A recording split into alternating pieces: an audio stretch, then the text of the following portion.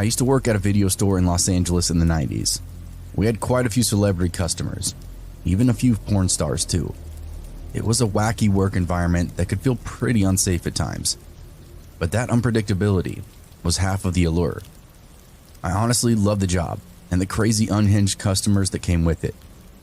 There was a porn star that would come in frequently, I'll call her T, whose visits I would absolutely dread. She only seemed to come in when I was working alone. She would always ask me the same question. Which of my movies do you carry? Now, she didn't ask this in any kind of unreasonable manner. T was a little older, clearly had a whole career behind her. She looked and acted a little crazy, like she was out of her mind, but she was also very obviously high. She'd come in jawing, grinding her teeth together, and her eyes would bulge out of her head like they were some prosthetic special effect. She was skinny from years of substance abuse, probably various personal issues with weight and image. T also reeked of booze and cigarettes most of the time. She would scream, "Which of my movies do you carry?" over and over again with that crackhead energy. I repeatedly told her over and over, our computer system would only look up movies by title, not by actors or actresses. But this fact never seemed to get through to her. Every time she would start screaming at me. Remember, this is 1995, so the computer I used to look up things and check rentals was a dinosaur. But it didn't really matter because T would always forget. "How in the hell can you find out which of my movies you have then?" she would scream. I offered to walk her back to the adult section. She could see the stock shelves for herself, but she would always scoff, as if totally disgusted at that idea. This is where it gets bewildering because she's a porn star who's already come into the adult film store.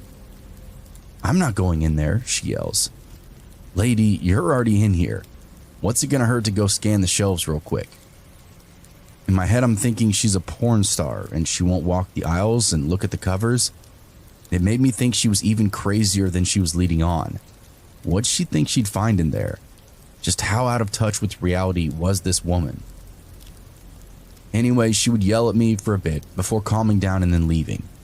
But this scene played out at least a dozen times.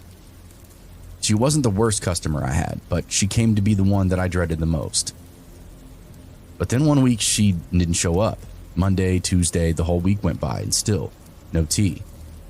It was a huge relief, but part of me wondered, did something bad happen to her? Was she getting extra spun out and would come in even more crazy? The reasonable side of me figured that she'd OD'd. When another week went by without her presence, she left my mind entirely. Fast forward a month or so, guess who comes slithering through the double doors? It's T, and she looks like hell. First off, she clearly hasn't showered for several weeks, maybe since the last time that I saw her. You could always tell when she was really unwashed because her hair would just get more and more vertical. I don't know how else to explain it, other than the grease would just hold up this overly dyed, frazzled hair. Her clothes are about the same as always, nightwear and half-sporty valley mom. All of this is nothing when I see her face though. She has a huge black eye, and her eyes themselves are just completely insane. She's got pupils like dinner plates, and the outer rim, instead of white, is tinged with a deep yellow. I can't tell if she is sick or more hungover than any human I've ever seen. She comes to the counter and sparks up that same shtick she always does. "What movies do you have? Where are they? How many copies?" I try to be a little personable and say, "Hey T, it's been a while since I've seen you. We still don't have an updated system that allows me to search for those specifics. I can show you the shelves that might help you though." I'll never forget the look she gave me.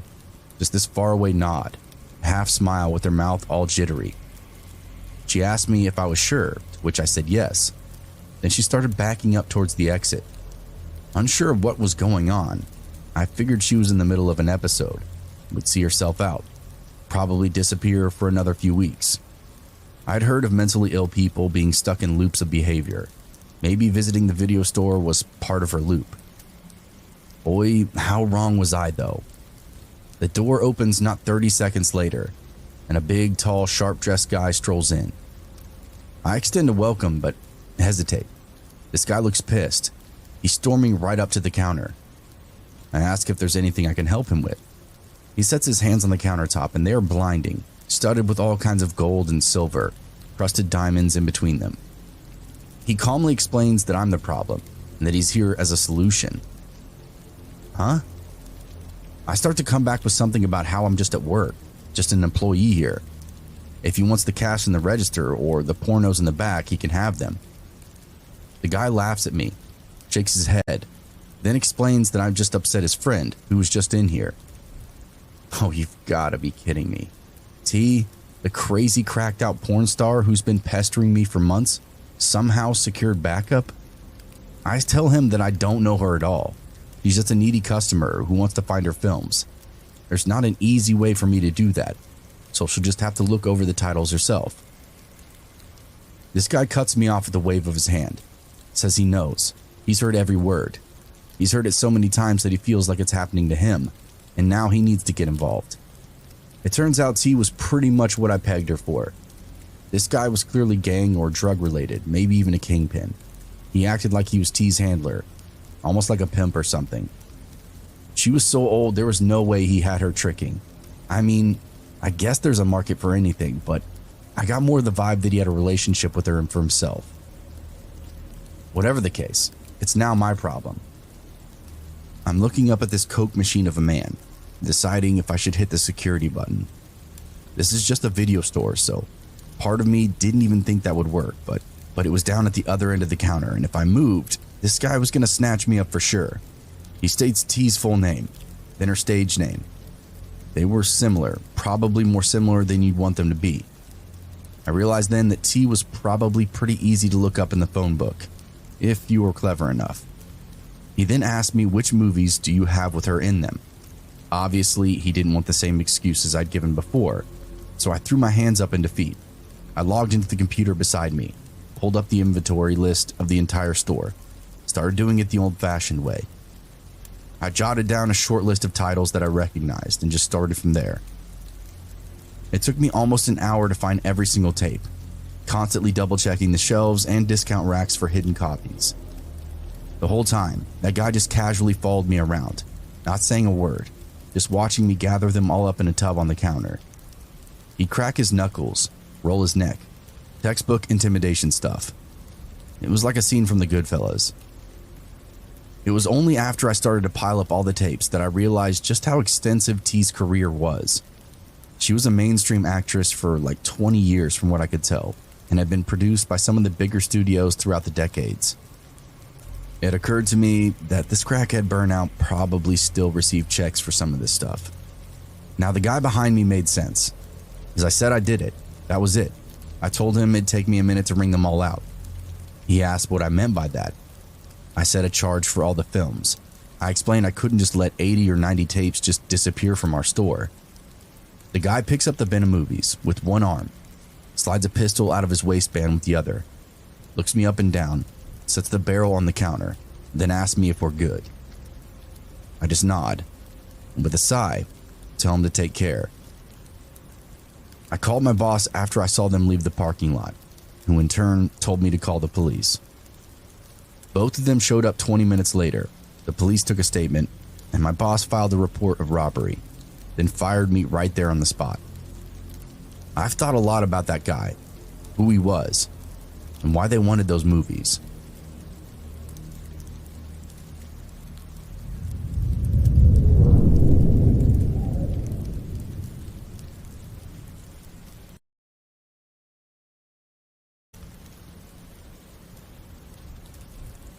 I work in retail, and there are only 5 of us that work in the store, including our manager. We are a very, very tight-knit family, so we naturally have each other's backs for anything and everything.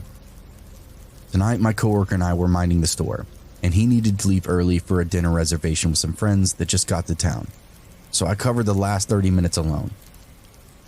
We work in an area that has a prominent homeless population, most of whom are wonderful people. After he left, within a few minutes, a very sketchy character came in that set my hair on end. This guy was about 6.5 feet tall, heavier set, and was generally intimidating. To add to the already scary vibe, he was holding a big gulp and a golf club, nothing else on his person. I'm a shorter, smaller female, so now I'm just on edge. He didn't hesitate to make conversation with me, and it's my job to be friendly and make sales, so I jumped in, hoping I'd learn he was harmless and coming back from a driving range or something, even though there's no golf courses within 20 miles of our workplace. Obviously, since you're reading this, I was terribly wrong.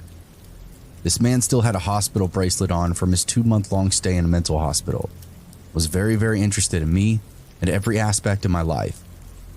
He asked what I was studying, which was psychiatry, and then he was immediately put off, as he'd had a very bad experience. And I mean literally the moment he heard the word, it's like an alarm went off in his head. His whole expression changed completely.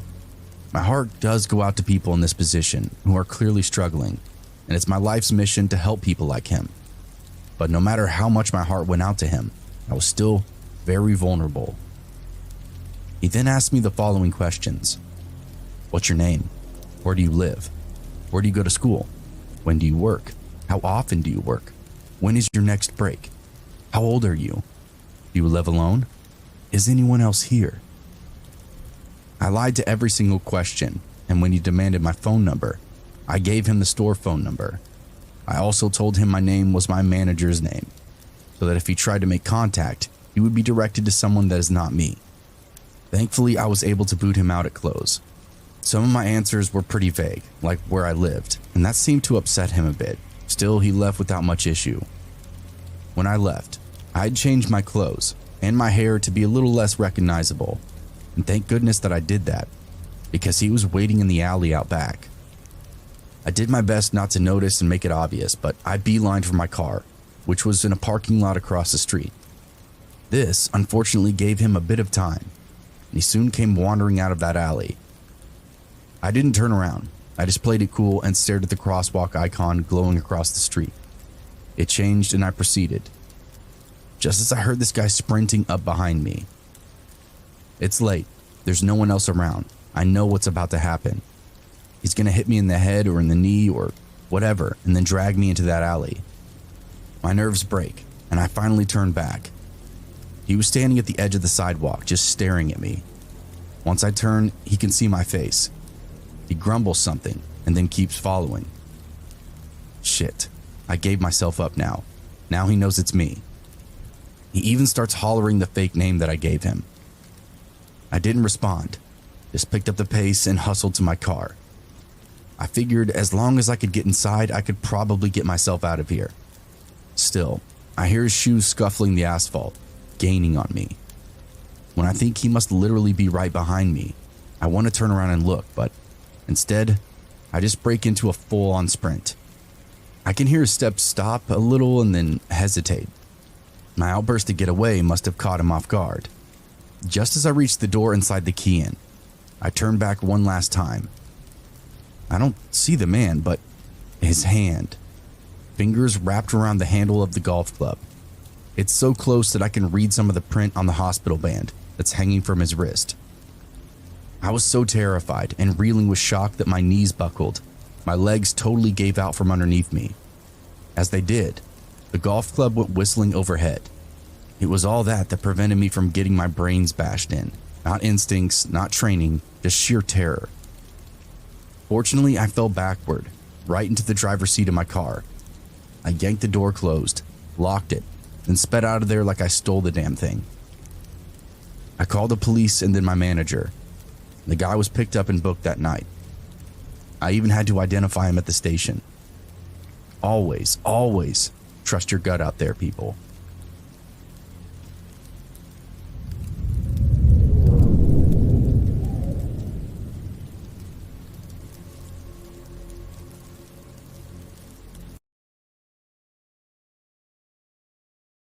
In retail, receiving shipments for our location is one of the things that I do for my job. Since I do the paperwork for it, I have to interact with the truck drivers who also bring the shipments in.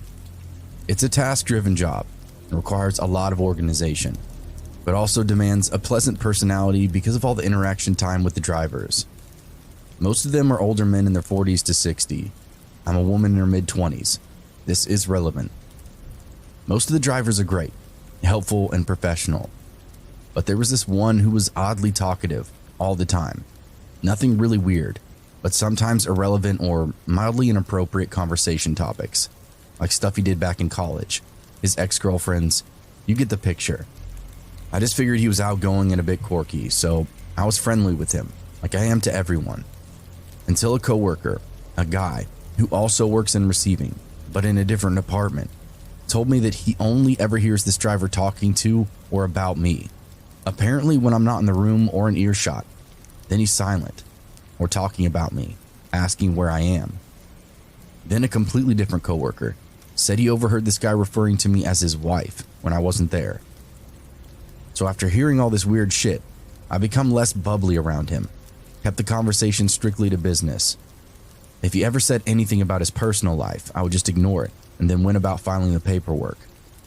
I wasn't rude to him or disrespectful, just simply stopped going out of my way to engage him in conversation. There was one time he got a little too friendly in the clerk's office, and my reaction was pretty knee-jerk. I couldn't help myself. I felt cornered because he was really laying in on the lovey-dovey stuff, right in front of other people. It was the strangest, most direct form of gaslighting I've ever seen. As if I just slide right up underneath him, like we've been dating for years. He made a comment, and I spun around and told him, and the innocent bystander clerk, that we were in no way involved, and our communication would be strictly professional from there on out. That was when he turned on me. Everything he said was an attack on my personality. They must be working you too hard. You're far less fun to be around than you used to. You used to be a happy person.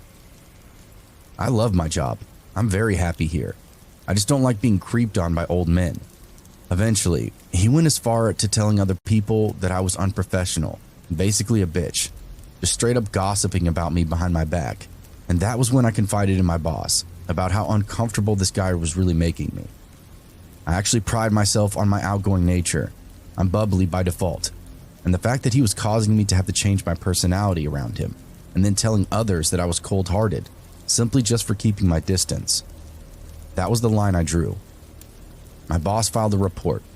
Everything died down after that, at least for a little while.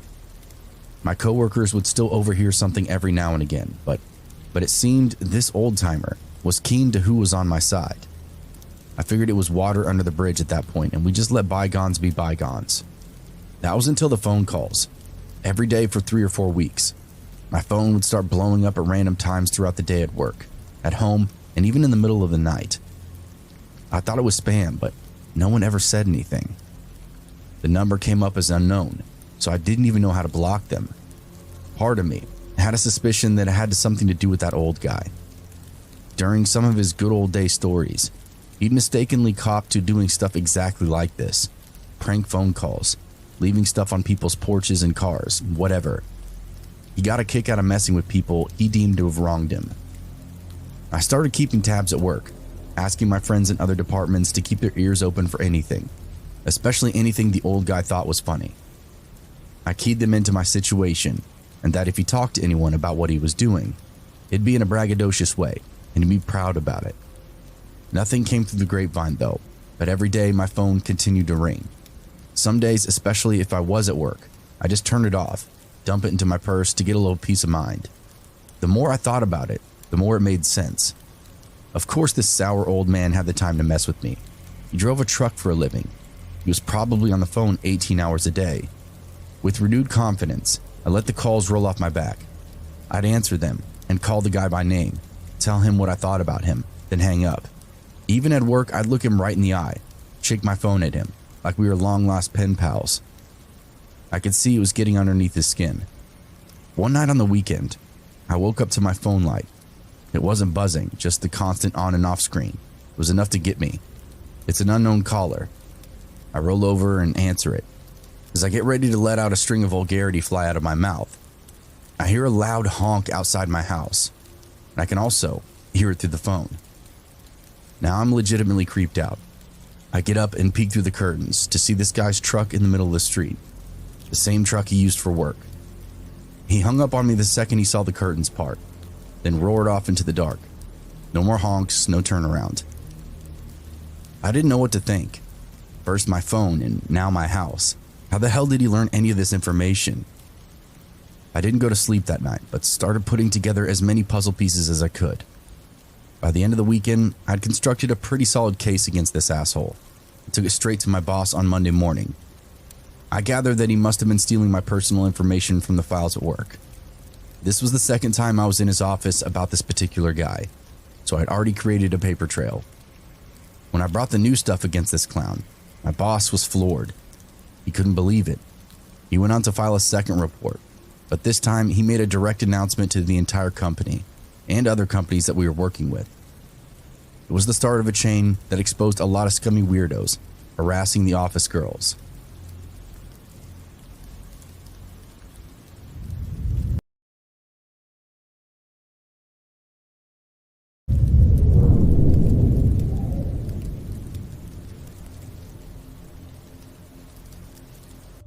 This happened about 1 year ago. I'm a 20-year-old female, and I'd gotten a new retail job at a clothing store. It was my first week, and I had went through training with my coworkers on how to work the sales floor and the register. It was a fairly busy night, and I was placed in the home/accessory department. I was halfway through my department when I had spotted a weird man looking at me. He then says to me, "Hey, can I ask you a question?" And I thought he was going to ask me about a store item. Well, I was wrong. He then asked me in a condescending tone while laughing, "Well, are you even old enough to be working here? I didn't know they hired 13 to 14-year-olds. I looked at him awkwardly and then responded back with, "Yes, sir, I'm old enough to be working here." I knew that he wanted to know my age by the tone of his voice. Then he looks at my name tag. I'll be using a fake name for privacy reasons, but my name is pretty unique. But then he says, "Faith? Is that even a real name?" I just laugh awkwardly and say yes that it is, and just continue working in my department. I get to where the pillow department is, and as I'm fixing the pillows, he's yet again behind me and then says, "Oh, what do you know? It's you again." And he then grabs a pillow, fluffing it, and then asks, "Are there any pillows here that are bigger? You see, I have a big bed and a big house, and these pillows are just way too small for me." I just looked at him kind of awkwardly, not knowing what to say, and tell him, "Well, this is all we have, sir. I'm really sorry if it's not to your liking." As I'm getting towards the end of my department, I get called up to cover my coworker's register, and when I call up the next customer, it's the creep again. He's just looking at me up and down, and I'm ringing up his items as quickly as possible, trying not to talk to him. He then says to me in a creepy tone, "You know, I'm a smell kind of guy. I like smells." And no joke, he makes a loud sniffing sound in the process, then says, "You smell so damn good right now." I just looked at him in shock, not knowing how to handle this weird situation.